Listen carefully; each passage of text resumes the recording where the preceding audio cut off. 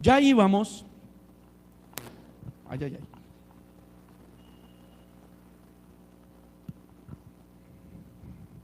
Ya empecé a hacer daños, disculpen, señores.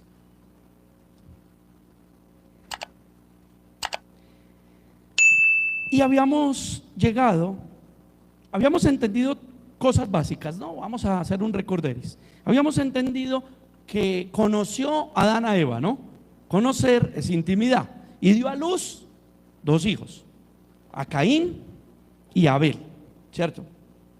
También entendimos que Abel fue pastor de ovejas, ok, y que Caín fue labrador de la tierra. También entendimos que hubo un suceso, y ese suceso es que tanto Caín como Abel trajeron una ofrenda. Preguntábamos, empezaron las preguntas: ¿por qué una ofrenda? ¿Quién les enseñó que había que traer una ofrenda a Dios? Dios mismo. Porque recordamos la temática de la caída. Adán y Eva caen. Y Adán se esconde, pero Dios lo busca. Ellos se cubren su desnudez porque se abrieron sus ojos en el conocimiento del bien y el mal, y se cubren con hojas de higo, y esas hojas eran un poco espinosas y un poco incómodas. El Señor viene y les dice que el sacrificio correcto ahora, por haberle desobedecido, es que un cordero inocente moriría. No se dice verbalmente, pero es lo que Dios hace. Trae un cordero sin mancha, sin arruga, y lo sacrifica. Dios mismo lo sacrifica. Allí en Génesis 3:15, por ejemplo, Dios les habló de la profecía de que íbamos a sufrir, pero la simiente de la mujer iba a pisotear la cabeza, ¿cierto? Y esa simiente, la cabeza de la serpiente, esa simiente de la mujer es la simiente de Jesús. Cuando usted mira en Mateo las generaciones de Jesús, las 14 generaciones. Entonces, cuando usted mira eso, se da cuenta que Dios está dando lo que conocemos en doctrina y teología como el tipo y sombra, tipo, sombra y figura de lo que había de venir, que es lo que nos habla Hebreos. Por eso la fe es nuestro principal equipaje, debemos creerlo. Y ya estaba profetizado el Mesías Salvador para que pisoteara la cabeza. Aunque diría que esa serpiente nos heriría en el carcañal. Eso es con el pecado. Estamos heridos en el carcañal, y el carcañal herido no deja caminar. El pecado no nos deja caminar hacia Cristo. El pecado no nos deja caminar hacia Cristo. Bueno, en ese orden de ideas, Dios le enseña al sacerdote la figura familiar se iba a dar. Dios le enseña a Adán y a Eva cómo iba a ser la situación, que había que sacrificar el cordero y que tenía que ser derramada su sangre, y Dios mismo con sus pieles les quita las hojas de higos y los viste. O sea, les está diciendo: ustedes no se pueden justificar a ustedes mismos, sino que yo los voy a justificar, porque es a mi manera.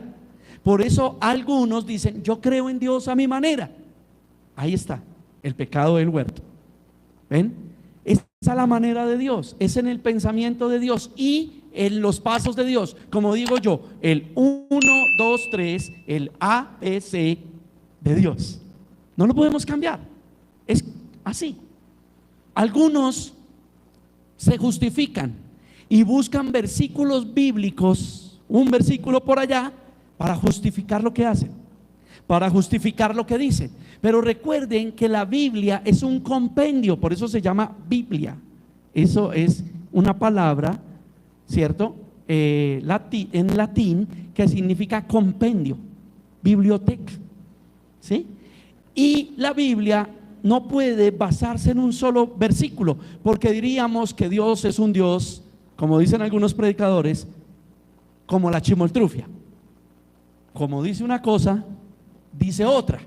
Y por eso los desentendidos que no entienden que es una crítica literal o una crítica gramatical, para mirar la Biblia, dicen que la Biblia tiene errores y la Biblia se contradice a sí misma.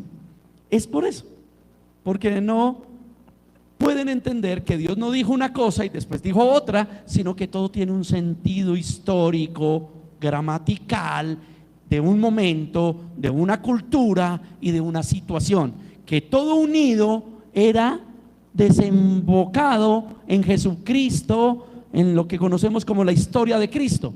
Y por eso predicamos el evangelio de Cristo, como dice Juan 17, que fue enseñado ¿a quién? A los apóstoles. La iglesia se edificarán apóstoles. Se refiere a los apóstoles bíblicos, no a cualquiera que hoy día se denomine o se autodenomine apóstol. Es pseudo, no puede ser.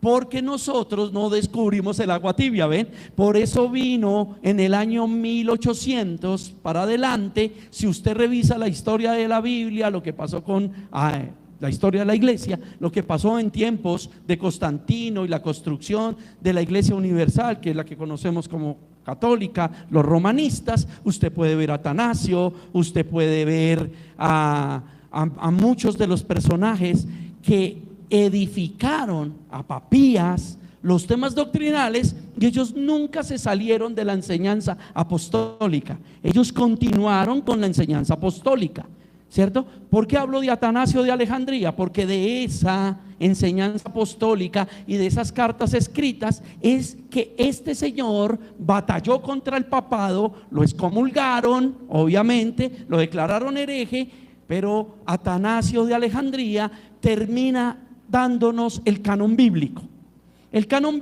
que hoy tenemos. Y luego, cuando ustedes ven a Cipriano de Valera, ¿cierto? No, primero a Casiodoro de Reina, él hace la traducción del latín al español, y luego la revisión de 1602, Casiodoro de Reina y Cipriano de Valera juntos vuelven y miran, y recuerden que terminaron en la hoguera. O sea, se aseguraron de que murieran, porque los decapitaron y los quemaron, como por si de pronto decapitados quedaban vivos. Entonces nosotros tenemos que entender eso, que no estamos buscando el agua tibia, no estamos buscando una profecía nueva, un decreto nuevo. No conocemos la Biblia y queremos disque hablar, porque la profecía es algo futuro. La segunda carta del apóstol Pedro, en el capítulo 1, ¿de qué nos dice? Que la palabra profética, ya en tiempos de los apóstoles, mire una enseñanza de un apóstol. ¿De quién recibió la enseñanza? De Jesús. Y Jesús dijo: no los dejaré huérfanos, les dejaré el Consolador, y Él les recordará todo lo que les he dicho. Fueron inspirados, tenían el Consolador para recordarles. Y Pedro dijo: la palabra profética más segura es la palabra de Dios. Y la palabra de Dios no es desde Mateo, es desde Génesis, progresivamente y sistemáticamente hasta Apocalipsis. Recuerden a Juan en su revelación, otro apóstol, en Juan 1, diciendo: y el verbo estaba con Dios y era Dios, refiriéndose a Cristo. Apocalipsis 19, refiriéndose a Cristo, dice que el jinete del caballo blanco, el que es justo, el que pelea por su pueblo, tiene en su muslo una insignia que no conocían, y esa insignia dice que Él es el verbo, la palabra de Dios. Es importante esto, porque la predicación de Jesús, el evangelio de Jesús, enseñado y doctrinado a los apóstoles, dice Juan 17, sería enseñado a otros, y es lo que hoy predicamos. No nos queremos salir de ahí. Quiero explicar esto para que entiendan siempre lo que estamos predicando. No estamos descubriendo el agua tibia, no estamos tratando de tener una nueva doctrina. Cuando decimos que nos salimos del estereotipo de la religión, no queremos armar la nuestra propia, pues más de lo mismo. No, estamos queriendo aprender el evangelio de Jesús que fue dado a los apóstoles bíblicos, y estos apóstoles bíblicos luego con sus cartas, con sus escritos llenos del Espíritu Santo, diciendo que la palabra profética más segura es la palabra de Dios, a la cual debemos estar atentos como una antorcha en la noche hasta que el día aclarezca y el lucero de la mañana, refiriéndose a Cristo, resplandezca en nuestro corazón. Aleluya, gloria a Dios por los hombres que Dios capacitó para esta labor. Y así luego entonces se fueron. En tiempos de oscurantismo se vieron algunos destellos de la situación, y la gente cree que porque decimos o no estamos de acuerdo con la Iglesia Romana Universal, es que ignoramos que siempre a la par estuvieron todos esos hombres que tuvieron o fueron sacados, ¿cómo es que se dice? ¿Cómo es ahorita? Se me olvidó. Fueron excomulgados, esa es la palabra, gracias. Fueron excomulgados por irse en contra de lo que la religión quería, por irse en contra de disfrazar a Astarte, la reina del cielo, Astarte, ¿cierto? Donde se cumpliría luego Apocalipsis 12, ¿cierto? Su hijo Tamuz, ¿sí? Y hacer una escena de los santos canonizados. Y como no le conviene un escándalo a un imperio, por eso es que ustedes vieron personas reveladas como Teresa de Calcuta, y algunos dicen, ay, la Santa Católica, y resulta que la habían excomulgado, sino que como logró hacer esa labor tan tremenda que hizo, entonces luego la canonizaron, dijeron era nuestra. Lo mismo con San Ignacio de Loyola y un montón de gente que fueron excomulgados, pero cuando vieron que el pueblo siguió y que eso iba a trascender en la historia, entonces dijeron, no los vamos a canonizar. Nos equivocamos, somos humanos, ¿no? Pero recuerden que terrible, porque se supone que el papado o el papa es el vicario de Cristo, el que reemplaza a Cristo, y son como la chimoltrufia, ¿lo ven? Un papa dijo una cosa y otro papa dijo otra, luego el papa dijo me equivoqué, y no podría pasar porque si son el reemplazo de Cristo tendrían que actuar como Cristo, sin error, inerrantes. ¿Cómo son las escrituras? Inerrantes. Es solo un poco de desentendimiento. Es necesario hacer todos estos caminos para que nosotros podamos seguir entendiendo la idea bíblica y podamos entender que la fe fue dada por Dios. La fe no proviene de los hombres. No lo amamos nosotros a Él, sino que Él nos amó a nosotros. Si nosotros le damos a Dios adoración, es porque Él nos enseñó a adorarle, porque Él nos dio la capacidad para adorarle. No lo podemos amar nosotros. En nuestro corazón hay perversidad y maldad por el pecado. Cerrando el paréntesis de la historia, vuelvo a lo gramatical. La serpiente hirió en el carcañal.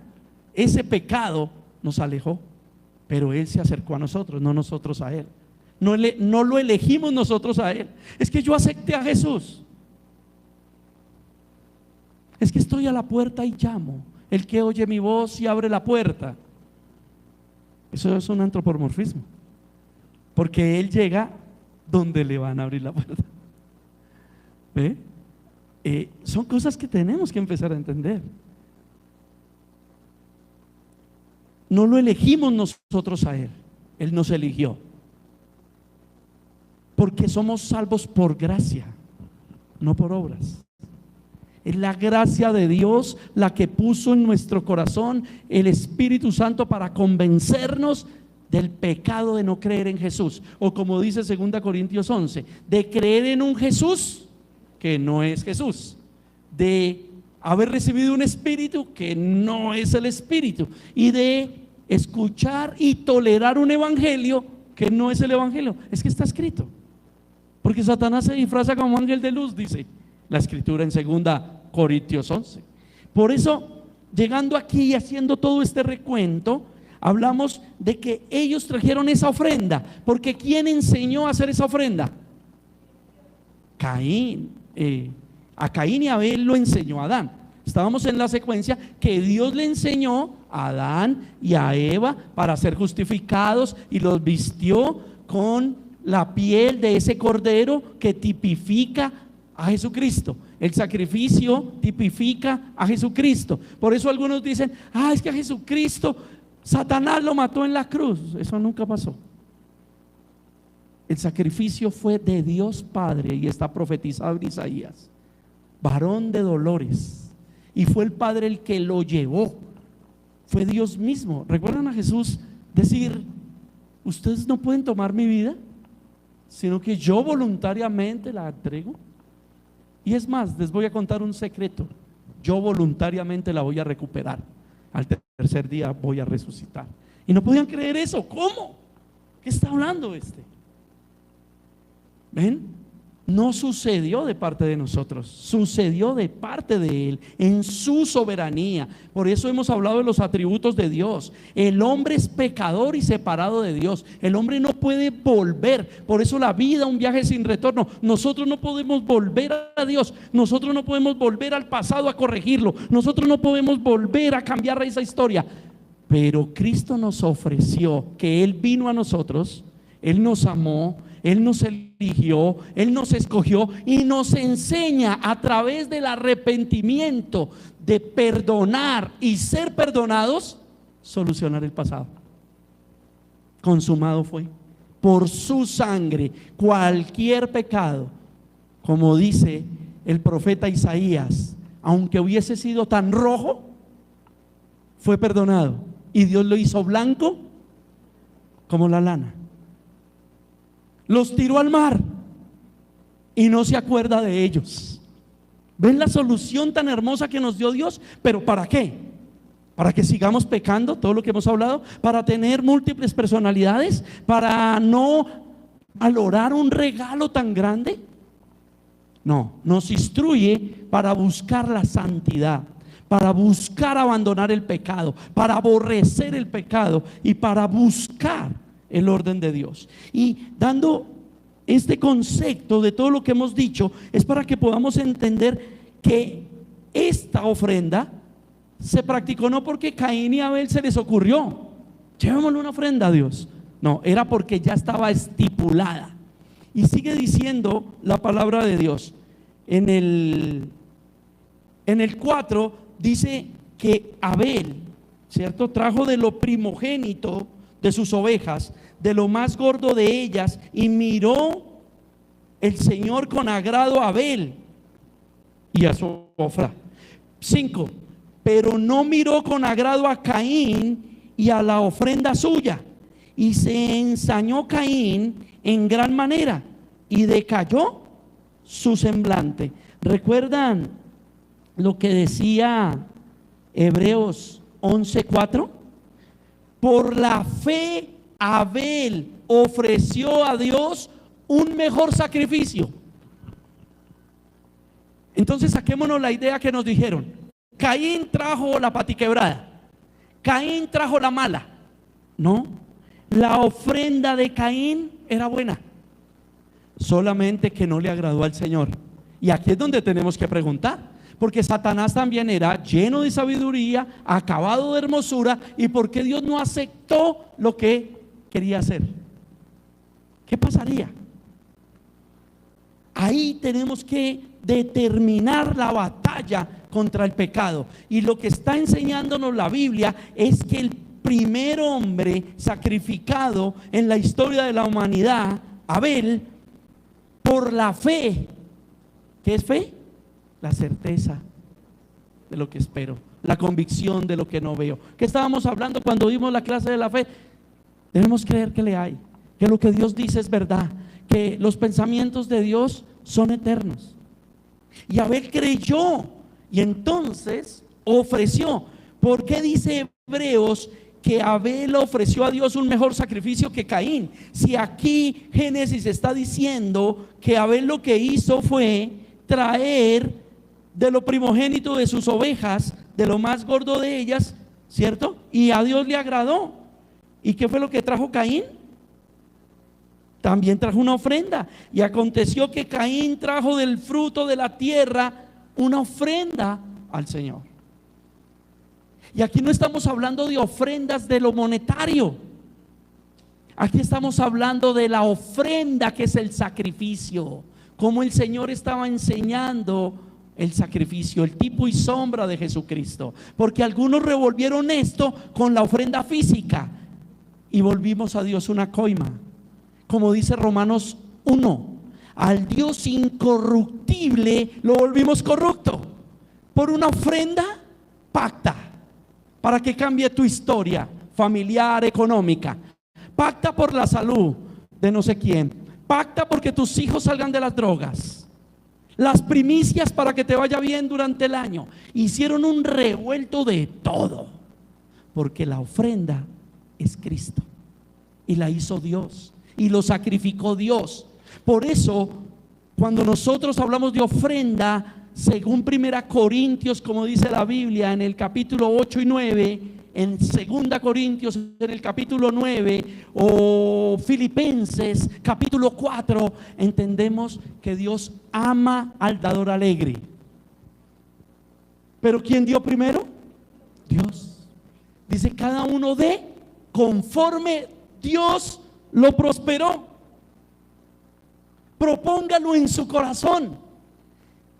Y todo eso ya es añadidura a que la ofrenda fue hecha. La ofrenda fue en la cruz. Y por eso es ofrenda. Por eso no tenemos que pagar nada para ser perdonados. Por eso no tenemos que pagar nada. Si Dios quiere sanarnos, nos sanará. Recuerden, primer libro a Samuel capítulo 2. Dios es soberano.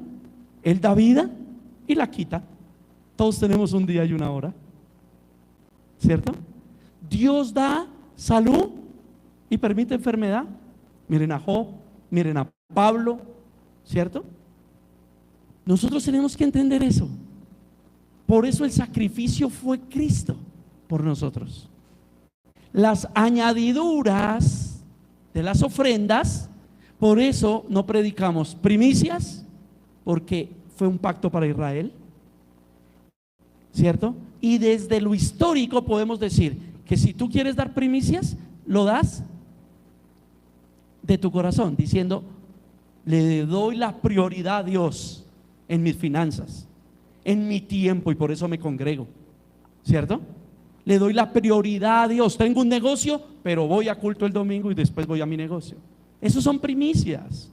Se dejan engañar de estos predicadores falsos, porque como dice la palabra de Dios, vendría la apostasía. Y estos falsos predicadores se hacen ricos con la fe, manipulando todo eso y manipulando nuestro dolor y nuestra fe. Por demás murió Cristo, porque dice que Él se hizo pobre para que nosotros fuéramos ricos. Y no estaba hablando en español. No significaba lo que significa en español. Significa espiritualmente. Ricos espiritualmente se refería a vida eterna, a salvación, ¿cierto? Y Jesús no es pobre. ¿No han leído la Nueva Jerusalén cómo está constituida? Pues ¿quién tiene una casa así? Mar de cristal, calles de oro, y en la gloria en la que vive Cristo. Y es más, dijo: allí estoy preparando una morada para todos los que me creen. O sea que allá hay un pedacito para nosotros. No, pues si eso es pobre, entonces ¿cómo será? Abel ofreció a Dios un mejor sacrificio que Caín. Por eso Dios lo miró con aceptación. Por lo cual, ¿cierto?, alcanzó testimonio de que era justo. O sea que el que obra con fe hace justicia. ¿Recuerdan a Abraham? Su fe le fue contada por justicia. Por eso debemos hacerlo con fe. Y fe es creer el pensamiento de Dios, la convicción de lo que no veo, creer que Jesús vendrá por segunda vez, creer que lo que el Señor ha dicho, o sea, la estrategia, la manera del Señor es correcta, ¿sí? Y mire lo que dice, que si alcanzamos buen testimonio, el cuento aquel de Dios lo bendiga, bueno, se volvió un saludo, gracias. Pero bendición es una palabra compuesta, es el buen decir, bendición, buen maldecir. Y maldición es otra palabra compuesta. Maldecir. ¿De quién? ¿De los hombres? ¿Recuerdan el libro de Números 23? Que me maldigan los hombres. Si Dios me bendijo, ¿quién contra nosotros? Si Dios por nosotros, ¿quién contra nosotros? Que nos maldigan, que nos echen la brujería, que nos tengan envidia, que nos hagan los rezos, que nos quieran ver mal, caídos, destruidos. Si nuestro Dios nos bendijo, el buen decir de Dios se cumplirá, porque Dios dice y se hace. El problema es como Malaquías, o como lo que está pasando aquí, que sea Dios el que nos maldiga. Y maldición no tiene nada que ver desde lo espiritual, sino el maldecir de Dios para los desobedientes, ¿cierto? El que se arrepiente alcanza misericordia, y el que no se arrepiente cae en juicio. ¿Ve? Eso es el maldecir de Dios. Qué bueno tener a un Dios agradado, ¿cierto? ¿Dónde aprendieron esas ofrendas? Ya lo dijimos, porque el hombre no puede volver físicamente o voluntariamente a Él. Lo que estábamos diciendo de Hebreos 11:4 es que ese sacrificio por la fe que ofreció Abel le pareció justo a Dios. ¿Y sabe qué dice la parte B del versículo? Dando Dios testimonio de sus ofrendas, y por la fe estando muerto, hasta hoy habla. ¿Usted se imagina a Dios dando testimonio de nosotros? Él sí nos ve en todo lugar, sabe qué pensamos. Ahora, la perfección en la Biblia no tiene que ver con no pecar, porque el que diga que no peca es mentiroso a Dios. La perfección dice es que el que peca tiene que ir al abogado, tiene que arrepentirse, y un hijo de Dios lo va a querer hacer, va a querer solucionarlo, y ahí hay la perfección, porque esa perfección es lo que Dios dispuso.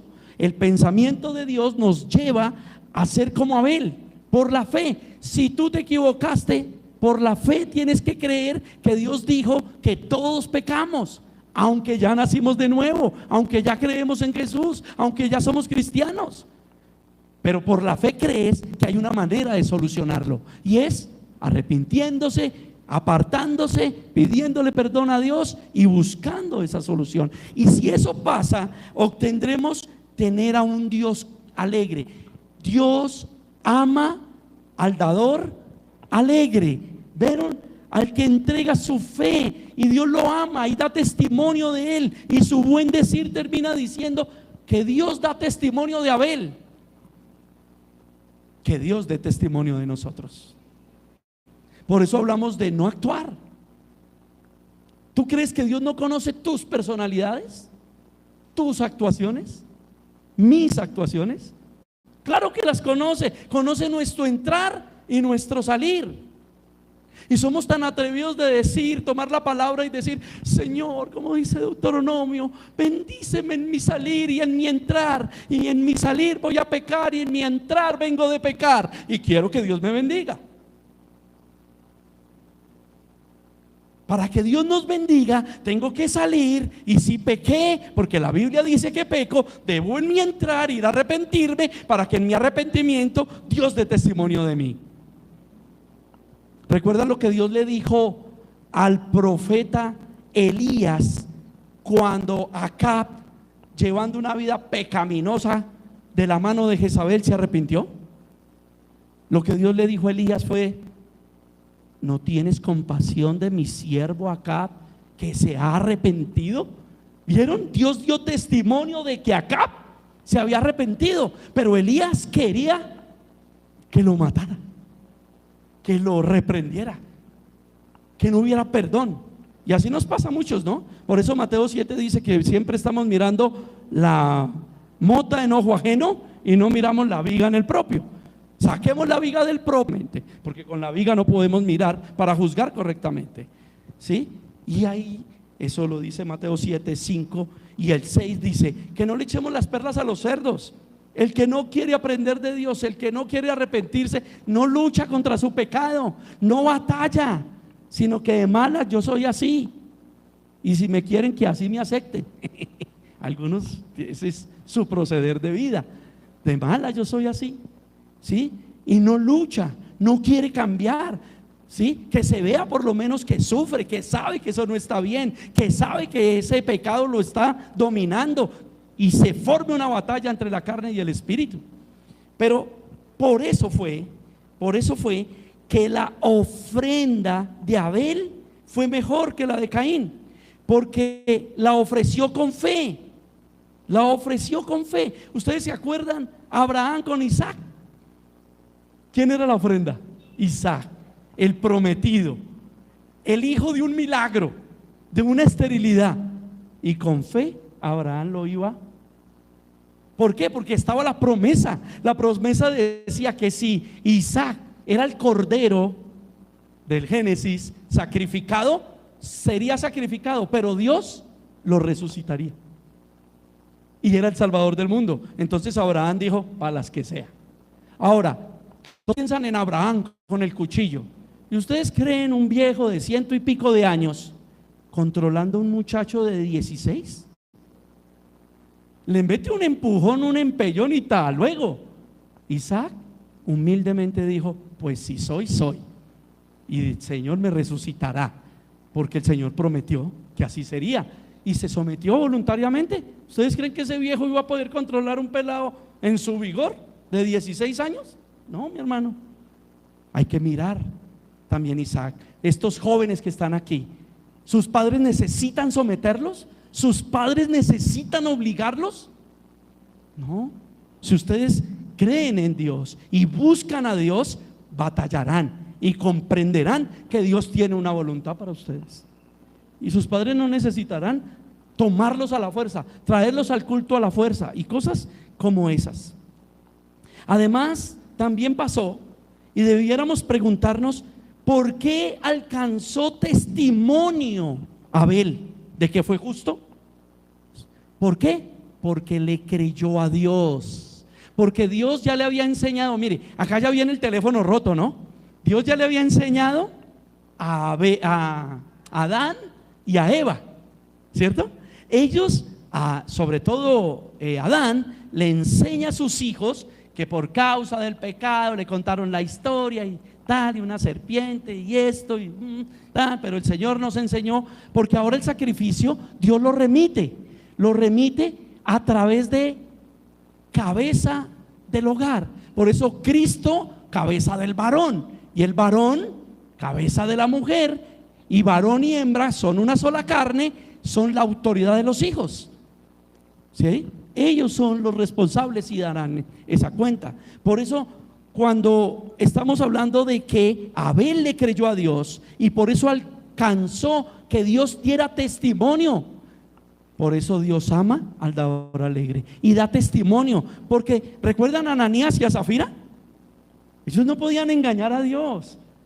Dios dio testimonio de ellos. ¿Cómo? Muerte. Y recuerden que muerte no estamos hablando de lo físico, sino separación, ceguera espiritual. Muerte significa separados de Dios. Tanto en griego como en hebreo la palabra se utiliza desde las escrituras, ¿cierto? Evaluación literal, gramatical, como separación de Dios. Por eso alcanzó testimonio porque le creyó a Dios. Dijo: es así. Así es, hay que matar un cordero. Pero ¿y Caín? ¿Cómo se iba a cumplir el testimonio de Dios en Caín? ¿Con qué se iba a vestir Caín? ¿Con las cáscaras de la papaya? ¿De los bananos? ¿Cómo se iba a vestir? Si el sacrificio es vida por vida, Cristo tuvo que morir por nosotros. Lo que pasa es que Él tuvo el poder para resucitar, contarnos lo que estamos hablando y darnos vida eterna. Pero ¿cuál de nosotros va a resucitar por sí mismo? Por eso dice Pablo: juntamente con Cristo estoy crucificado, sepultado, y juntamente con Cristo seré resucitado. En Él seremos resucitados. Por eso los muertos en Cristo resucitarán primero, y luego los que vivan serán transformados. Todo tiene un orden. Y Abel hizo lo correcto y alcanzó testimonio. porque ya había sido enseñado. Pero muchos de nosotros somos enseñados. ¿Y se acuerdan que hablamos de la justificación? A toda hora nos vivimos justificando. No, es que por plata. No, es que con esta mujer. ¿Se acuerdan? Adán, la mujer que me diste. Entonces el de la culpa ahora es Dios. No supo darle una buena mujer. Y Eva, no, la serpiente, sigue siendo Dios culpable, porque Dios hizo una mala creación. Satanás a nadie le pone un revólver. Hablemoslo en nuestro tiempo. ¿A quién obliga Satanás a pecar? A nadie, es nuestra decisión, ¿cierto? Ay, es que fui adúltero porque se me metió un demonio. Gálatas 5 dice que el adulterio es una obra de la carne. Claro, tiene influencia demoníaca, pero no posesión. Un demonio me va a obligar, así esté vestido de mujer o de hombre. Eso no pasa, es nuestra decisión. Por eso alcanza testimonio. Caín tomó su decisión. Y si Caín sabía que es vida por vida, sangre por sangre, y que era un cordero, pero él era labrador de la tierra, ¿qué tenía que hacer? Tenía que tener hermandad. Y ahí viene el tema de la comunión. Cuando nosotros como hermanos somos débiles en algo, tenemos que buscar ¿a quién? Al hermano que es fuerte en esa debilidad. Y ahí es donde el Señor nos habla, ¿cierto? Que tenemos que amar a nuestro prójimo como a nosotros mismos, en el sentido del orden de Dios, no en el sentido humano, porque el amor humano es idolatría, el amor humano es adoración. Ahorita le hablábamos a los jóvenes, ahora hablemosle pastoralmente a los padres. Amar fuera del mandato de Dios a los hijos, a la esposa, al esposo, a papá, a mamá, dijo Jesús, no son dignos de mí. Nadie que ame más a padre, a madre, a esposa, a esposo, a hijo o a hija, que a mí no es digno de mí. ¿Ve? Hablemosle a los padres. Amar en el sentido humanístico es idolatría, es idolatrar. Y eso que conocemos, por lo menos acá en Colombia, como alcahuetearle a los hijos sus fantochadas, su pecado, es idolatría. Y nadie que ame más. ¿Ven? No estoy diciendo que no los ame, pero nadie que ame más. Por eso Jesús causa de división. ¿Por qué? Porque eso genera una división. Pero también Jesús es la solución de esa división. Y la solución es que todos estemos en el mismo espíritu, en el mismo creer y en la misma verdad. Por eso Abel alcanza testimonio y Caín no. Caín lo podía solucionar. Mire, comunión, coinonía. Hermano mío, ¿cómo estás? ¿Cómo te va con esas ovejas? Dios te bendiga, hermanito precioso, lindo. Manito, tengo un problema. ¿Qué pasa, mijo? Yo no puedo sacrificar frutas. Ah, sí, el orden de Dios es. Muy seguramente Abel diría, yo tengo dos, ¿ok? Y muy probablemente en justicia Caín debió haber dicho, está bien, yo te traigo las frutas a ti, tú me entregas el cordero y los dos hacemos el sacrificio, ¿ok? O preguntarle a Dios, Señor, y si ofrecemos un cordero, porque un cordero se ofreció por mi padre y mi madre, Adán y Eva, ¿no será que ese cordero vale por los dos? Y pues te encimamos las fruticas, algo así. Fue lo mismo que hizo Satanás. Isaías 14, subiré a las estrellas, pondré mi trono al lado del de Dios. ¿Recuerdan lo que les hablé de Santiago? Satanás ya estaba rondándole la idea, porque dice que era perfecto en todos sus caminos hasta que se halló en él maldad. ¿Sabe cuál fue la maldad? ¿Qué es maldad? Definamos maldad. Maldad es todo aquello que está fuera del pensamiento de Dios. Todo. Por eso algunos dicen, yo no mato, yo no robo, yo no fumo. Discúlpeme, si odia, los pecados del alma también, el odio, la envidia, la rabia, la ira, la arrogancia, la prepotencia, el orgullo, todo eso también es pecado, es maldad. Todo eso es maldad. Entonces, si lo hubiera hecho Satanás, si le hubiera dicho, Señor, porque para acá está Dios, para instruirnos. Santiago 1:5, el que esté falta de sabiduría, pídala a Dios y Dios se la dará como abundantemente y sin reproches. No le va a decir, qué bruto es usted, ¿no? No, Dios no es así. Pero si Satanás le hubiera preguntado, Señor, yo soy lleno de sabiduría, ¿sí o no? Tengo la sabiduría, usted me la dio. Soy, vea, hermoso, o sea, la gente me camina, la gente me anda, ¿cierto? A la gente le gusta que yo le hable. Y si yo pongo su trono, un trono al lado suyo, ¿no se puede? Pues Dios le había dicho, sí, pero lo vamos a hacer después, ¿no? En el tiempo de Dios, cuando yo diga. O le hubiera dicho, no, porque no comparto mi gloria con nadie. Luego nos lo explicó, ¿no? Solo yo soy autosuficiente, los demás dependen de mí, incluyéndote. Si Satanás hubiera preguntado, si nosotros le consultáramos, o sea, leyéramos la Biblia más, oráramos más, evitaríamos muchísimas malas decisiones en la crianza, en el trabajo, en la universidad, en el servicio a Cristo. Pero enfocándonos ya en el final, el día de hoy, en lo de Abel, ¿cierto? También fue que Abel ofreció el sacrificio conforme al corazón, a la voluntad, al proceder de Dios. Ya eso lo acabo de explicar. ¿Cómo debía ser ese sacrificio? Como el Señor lo enseñó, tenía que ser ese cordero, el primogénito perfecto. ¿Cómo debía hacerse? Debía degollarse el animal, porque el animal tenía que derramar su sangre, porque era la profecía que luego encontraríamos, que Cristo derramaría toda su sangre por nosotros.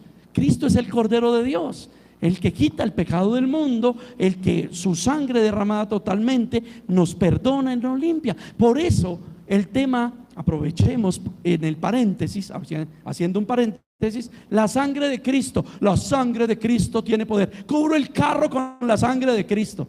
¿No te parece algo atrevido? El sacrificio, el dolor, los azotes, la tribulación de Cristo por nosotros, para que le pongo la sangre de Cristo al carro. Métalo en un parqueadero, hermano. Aquí lo dejo y lo cubro con la sangre de Cristo. Los apóstoles estaban cubiertos con la sangre de Cristo y los decapitaron, los quemaron. Luego los primeros cristianos vieron morir a sus hijos por no negar a Cristo. Niega a Cristo y soltamos tus hijos. No, los soltaban a los leones en el Coliseo romano. Y no dijeron, con la sangre de Cristo lo cubro para que no se lo coma el león.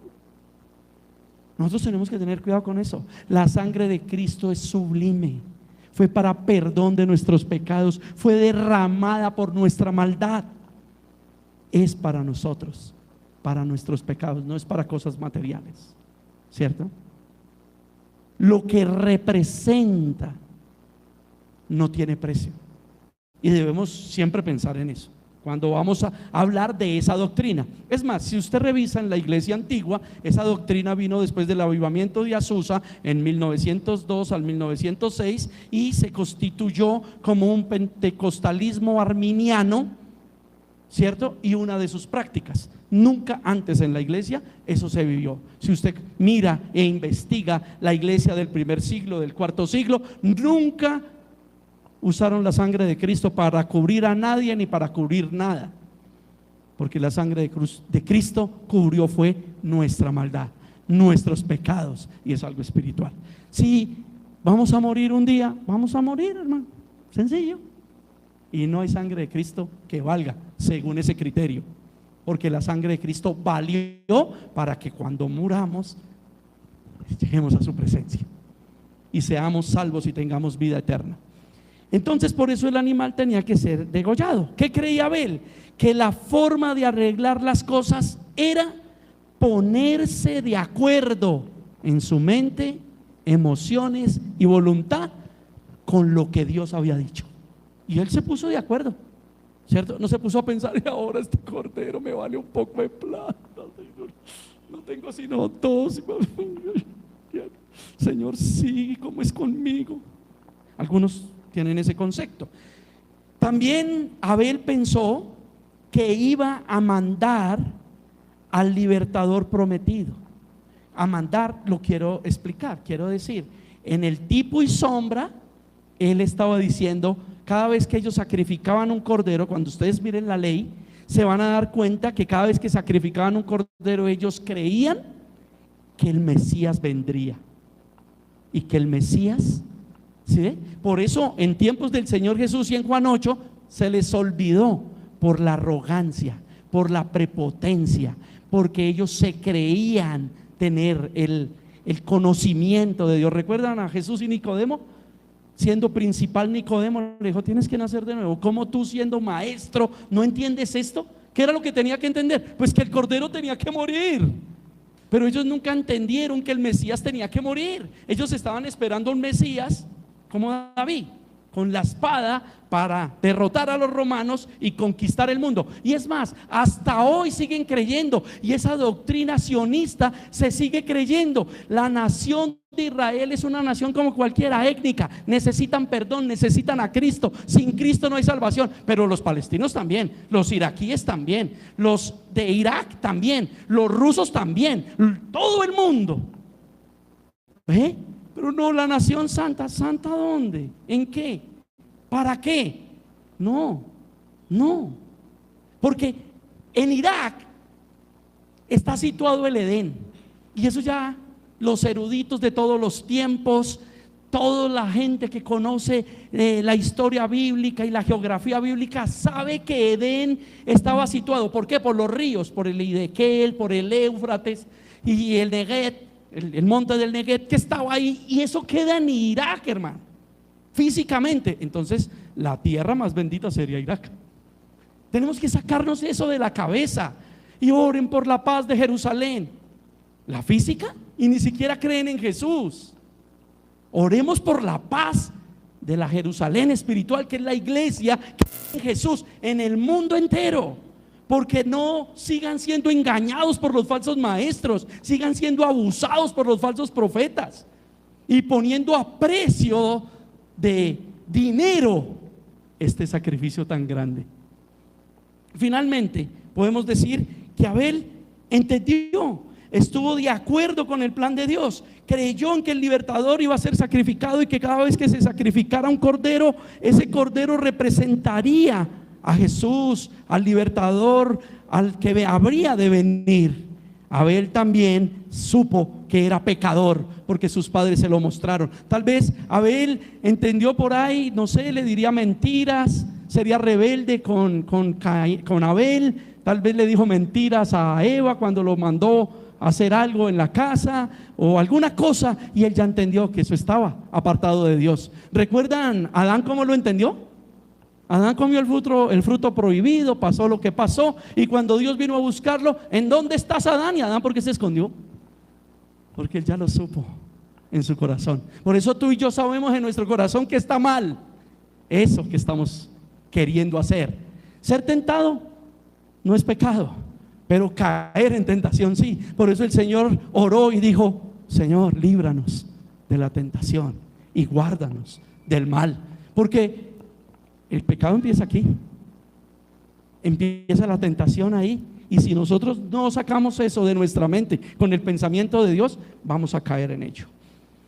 Abel entonces entendió que siendo pecador estaba separado de Dios y que necesitaba el sacrificio que Dios había enseñado. En ese momento, poniéndolo en nuestro tiempo, necesitamos a Cristo, necesitamos su sangre, a la manera de Cristo, no a nuestra manera.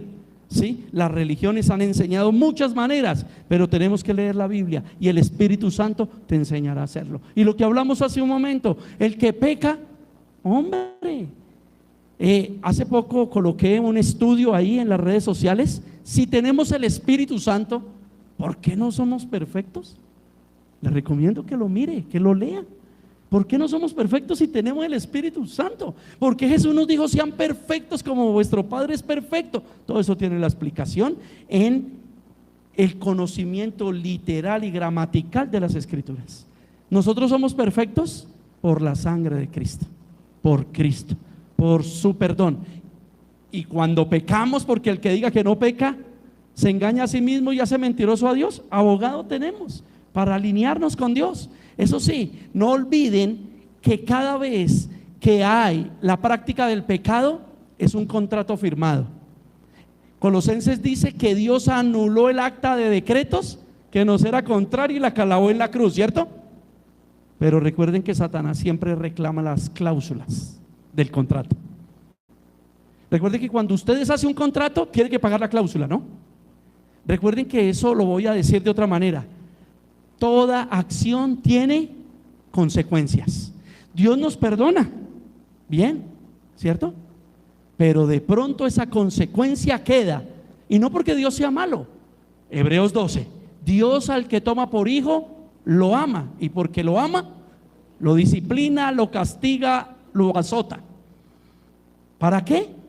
Para que en ese castigo, en ese juicio, cambie, se corrija. ¿Ustedes por qué disciplinaron sus hijos? ¿O por qué los disciplinan? ¿Qué están esperando? Que cambie, ¿sí o no? Entonces, el que menosprecia la disciplina del Señor, dice Hebreos 12, es bastardo. O sea, ha menospreciado un padre que le da todo su amor y su disciplina. Entonces no olviden que esas cláusulas, si Dios quiere, las puede abolir, pero eso depende de tu corazón. Depende de que tú realmente te vas a apartar. Y como Dios no puede ser burlado, porque Dios sabe qué vamos a hacer mañana. Es más, Dios sabe qué vamos a pensar mañana. Por eso Él es justo y no se equivoca.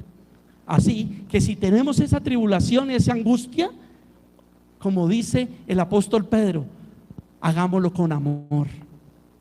Suframos la tribulación, suframos la prueba con amor, como lo hizo Jesús en el desierto. No solo de pan vivirá el hombre, solo al Señor nuestro Dios adoraremos. Y así estemos en la peor de las situaciones, digamos como dijo Job: el Señor dio y el Señor quitó, en ambas situaciones alabado y bendito sea el nombre del Señor. Y ahí podemos terminar, porque Abel, por eso dice que por la fe Abel ofreció a Dios un mejor sacrificio, porque Abel sabía que merecía morir en vez de ese cordero. Ese cordero era un animal inocente, tipificaba a Cristo. ¿Por qué tenía que morir el corderito? ¿Qué ha hecho el corderito? ¿Qué ha hecho el animalito? El que tenía que morir era él. Pero él lo entendió y dijo: es la manera de Dios. Así Dios nos quiere perdonar, así Dios lo quiere hacer. Y por eso dije ahorita, hay consecuencias, ¿cierto? Porque también tenemos que entrar en las consecuencias, ¿sí? Porque sí, Caín era del maligno, dice la escritura. En otros, ahí más adelante, y en otros versículos, aquí en Génesis 4, dice que Caín era del maligno, ¿sí? Pero hay una cosa que a veces pasa y tenemos que poner en contexto. El Señor nos mandó a guardarnos, a sufrir la persecución, a sufrir porque Él sufrió. Y Él dijo: si me persiguieron a mí, si me dijeron endemoniado a mí, ¿cuánto más lo harán con ustedes? Nosotros tenemos que aprender a manejar esa situación. Por eso dice: bendigan a los que los maldicen, ¿sí? Pero muchas veces nosotros, ¿qué hacemos? Muchas veces somos arrogantes, prepotentes, no tenemos paciencia, no tenemos misericordia, no sabemos saber cómo actuó. ¿Me hago entender? ¿Por qué? Porque Caín en el día malo, en el momento malo, y el otro metiéndole el dedo en la llaga y por ahí diciéndole: yo sí sé, yo sí soy un varón de Dios, usted es del diablo. ¿Cuántos cristianos actúan así? Por eso Efesios 6, por ejemplo, dice: padres, no provoquen, no irriten, no busquen la ira de sus hijos. Hijos, no menosprecien la disciplina de sus padres. Pero no sabemos qué tanto provocó la ira de Abel. ¿Pudo nacer solita? Eso se podía hacer en la Biblia. Podemos especular de eso, porque así lo que no dice la Biblia no lo niega. Y pudo nacerle solito todo eso en el corazón a Caín, pero de pronto Abel también hizo cosas. A veces somos arrogantes, provocadores de nuestros hermanos. Y cuando usted lee la Biblia, que Satanás o Lucero era el protector de sus hermanos, era el protector de la gloria de Dios en sus hermanos, no porque Dios necesitara guardaespaldas. Por eso muchos pastores hoy con guardaespaldas dicen, pero es que hasta Dios se hizo un querubín para que lo protegiera. No, pues si Dios necesita protección, apague y vámonos, no me sirve. ¿Cómo me va a proteger a mí si no se puede proteger Él? No, hablaba de protección de su gloria en sus hermanos, en los otros ángeles creados. Satanás se paseaba en el monte de fuego, se paseaba en la presencia de Dios. Tenía que salir a decirle, muchachos, un día tienen que estar ahí. Esto es fenomenal, ver el rostro de Dios. Es una alegría servir a Dios. Es una cosa de locos, hermano. Esto es impresionante. ¿Ah? Y eso es lo que tenemos que hacer nosotros también. No provocar a ira a nuestros hermanos, sino tratar de, con el diálogo, hacer lo que hay que hacer. Ahora, igualmente, Dios es justo. La palabra de Dios dice que a cada uno de nosotros nos dará conforme a nuestras obras. Así que tranquilos, si se está portando mal, no lo irrite, deje. Porque como dicen las viejitas, nuestro Dios no castiga ni con palo ni con rejo. Si está así, tranquilo, Dios lo va a coger. Dios igual iba a coger a Caín y lo iba a alinear. Eso es lo que sigue en nuestra próxima exposición. Eso es lo que sigue ahí en el Génesis. Y vamos a mirar unos detallitos la próxima semana acerca de eso. Pero entonces nosotros no los irritemos. Cuando nosotros decimos justicia, juicio, Dios dice amén sobre ti primero, porque también eres pecador y después me encargo de tu enemigo. Eso dice San Pedro. El juicio de Dios es primero sobre su propia casa, empezando por el pastor. Todo lo que yo predico primero me cayó a mí, y tengo que ser consecuente con lo que predico, porque si no oro y no me esfuerzo para aplicarlo, ay. Por eso Pablo enseña que la predicación debe ser con temor y con temblor, porque esto no es solo un tanque de guerra escupiendo aquí balines contra los hermanos, sino que primero cae sobre mí, primero sobre mi propia vida. Y fue lo que Abel entendió. Dijo, si no hago esto moriré, pero Dios me dio la salida para no morir, y así lo voy a hacer. Si por eso, por buscar a Cristo, por confesar a Cristo, por predicar a Cristo, nos van a perseguir, pues que así sea. Es el orden de Dios, y Dios se encargará. Yo no, Dios se encargará. Yo no tengo nada que hacer ahí. Dios sabrá hacerlo. Y con eso termino el día de hoy. Oremos. Señor, te doy gracias por la paciencia de mis hermanos, Señor, en la hora. Pero era importante terminar este ciclo en esta predicación, Señor, en esta serie. Esta parte de Abel tenía que terminarla hoy, Señor, y te pido que tú la escribas en sus corazones, Señor, porque tú eres el que enseña. Tu Espíritu Santo es el maestro, y escribes en las tablas de carne de sus corazones, no en tablas de piedra, Señor, porque si hay algún corazón de piedra entre nosotros aquí hoy, yo te ruego que lo conviertas en un corazón de carne, para que tu palabra sea escrita en ese corazón de carne, Señor.